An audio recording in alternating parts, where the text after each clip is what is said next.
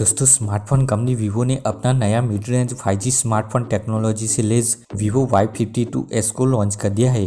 अभी इस फोन को चीन में लॉन्च किया गया है। इस फोन की भारतीय करेंसी के हिसाब से 18,000 रुपये के आसपास कीमत बताई जा रही है। माना जा रहा है कि यह फोन जल्द ही भारत में भी एंट्री करेगा। तो आइए जानते हैं इस Vivo Y52s के फीचर्स के बारे में जानते हैं। Vivo Y52s में 6.58 इंच की फुल HD प्लस डिस्प्ले दी गई है, जिसका रेजोल्यूशन 1080x2408 पिक्सल है। डिस्प्ले का एस्पेक्ट रेशियो 20.1:9 है। डिस्प्ले 19 हर्ट्ज के रिफ्रेश रेट के साथ आती है।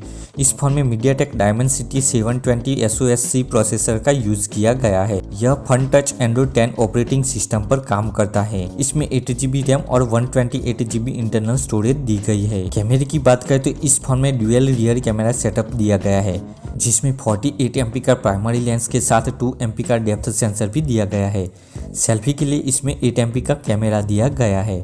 Vivo Y52s को पावर देने के लिए 5000 mAh की बैटरी दी गई है, जो 18 वाट ड्यूअल इंजन फास्ट चार्जिंग के सपोर्ट के साथ आती है।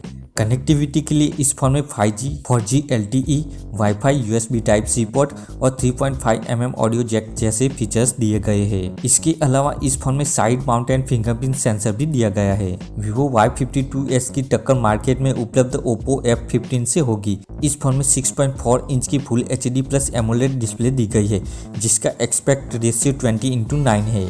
Oppo F15 में कॉर्निंग गोरिल्ला ग्लास 5 का प्रोटेक्शन दिया गया है। इस फोन में इन डिस्प्ले फिंगरप्रिंट सेंसर भी दिया गया है। यह फोन Android 9 Pie पर बेस्ड है। इसमें MediaTek Helio P70 प्रोसेसर दिया गया है। Oppo के इस फोन में 8GB रैम दी गई है।